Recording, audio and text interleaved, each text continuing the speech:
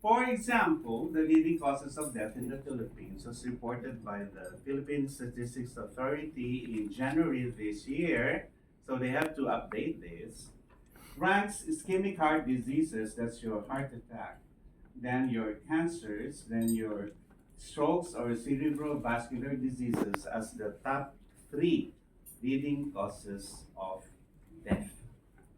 And you can go on, and we have listed the top 10, and there are infectious diseases that are still in the top 10, namely pneumonia and tuberculosis. Next, please.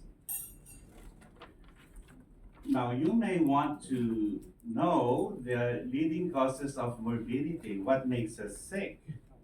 And here we give you the rankings for the years 2019 to 2022. This is based on the Field Health Service Information System of the Department of Health that gathers data from all barangays nationwide. And here, acute respiratory infection, that's your common cold and cough, which ranks first. Then there's hypertension. We prefer to call it high blood pressure rather than hypertension. And you know why? High blood pressure prompts you to get your blood pressure. Hypertension tells you, oh, I have a headache, I have a pain in the neck. And then you conclude you have hypertension, but in fact, you have to get your blood pressure. And it's not a simple thing of just getting your blood pressure. You have to have several measurements. Next, please. The first conclusion from that survey is that younger does not mean healthier. And the conclusion was based on the number of times the younger age group reported sick. But sick of what? Okay? Because there are illnesses that are very common, and there are illnesses that are rare and takes a long time before they are actually observed, detected, managed, or treated. But one thing that struck me was, next please, when it says that the total sick included sick but not have visited any clinic or hospital. Did you or didn't you?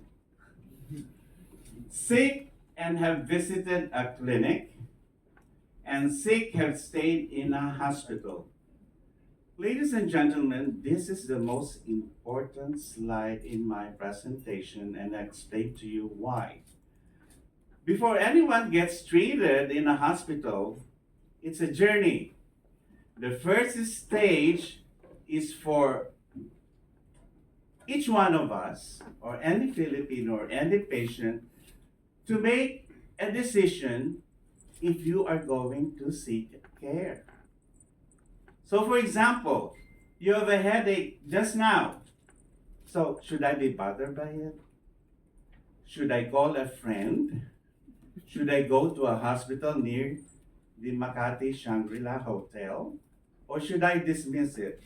That decision is so important that the basic health literacy has something big that influences that decision.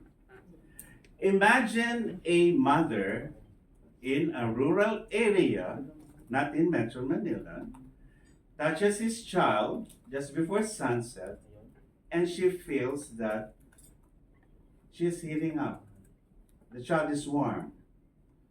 And then he doesn't eat a dinner, and she concludes that he has been playing out there under the sun, and he lost his appetite, and maybe doesn't like the food I prepared, and makes his conclusion he's just tired.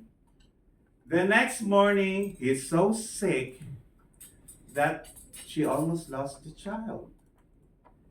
She interprets it differently than what you would interpret what was happening to that child.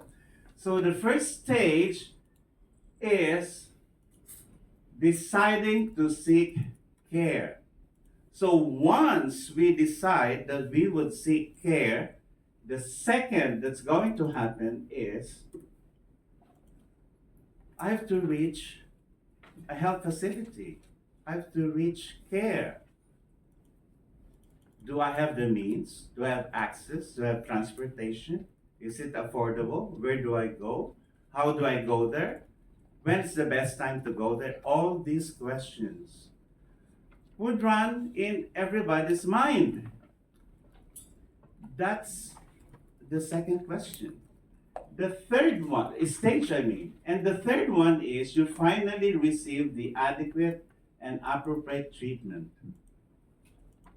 Good luck to that. In many parts of the country, yes, you can make a decision. You delay your decision, and a small bump becomes a big one. And when you reach a health facility, oh, you're too late. We cannot do anything anymore. Or you promptly make a decision, you are able to reach a health facility, and then there's no doctor around. There are no medicines, no vaccines. So all these are very important. But the first two stages you have influence on. You have the control. But the third one, the services that will be provided to you, you don't have any control. Except, think about this. What if you have a card? Does that change the equation? Does that change your first decision to seek care? To reach care and actually be served with the care you needed. Next slide, please. Now, if this was a game show and you are asked the reasons for not having a primary care provider, which would be your top answers?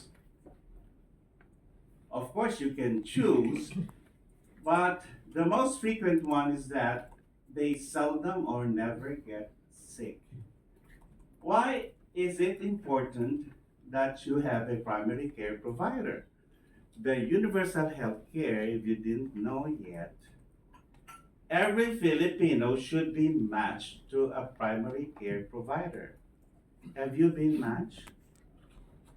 If you haven't been matched, do that after this launch. Find your doctor. It can be a private physician, it can be one from the hospital, it can be from a health center. You have to be matched. Next slide, please. What were the top health conditions in which individuals sought care in the last 6 months? I'm showing this because in the Manulife survey, they're also concerned about diabetes and the other non-communicable diseases, including mental health issues. But here, it's the usual suspect: upper respiratory infection, hypertension, and immunization. Do you see where mental health is? Why do you think? Next, please. Then, in the survey, this is the National Demographic Health Survey of 2022, they asked how the healthcare services are being used, at least for a single visit. So, most of them would have outpatient visits rather than a visit to the emergency room.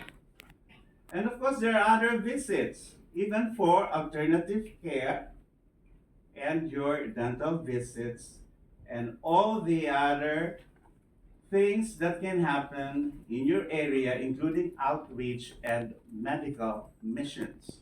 Next, please. So why won't you seek care with a doctor? Because there is Dr. Google, there's AI, there's Facebook. Come on. There are podcasts. I would rather listen to this podcast, and maybe I would be in a position that I wouldn't spend so much. But the top reasons are that, and the survey, the Manulife survey, we can validate that. One of them, very high on the list, is financial difficulty. Next, please. So, exactly where do they go? So we have different colors here. So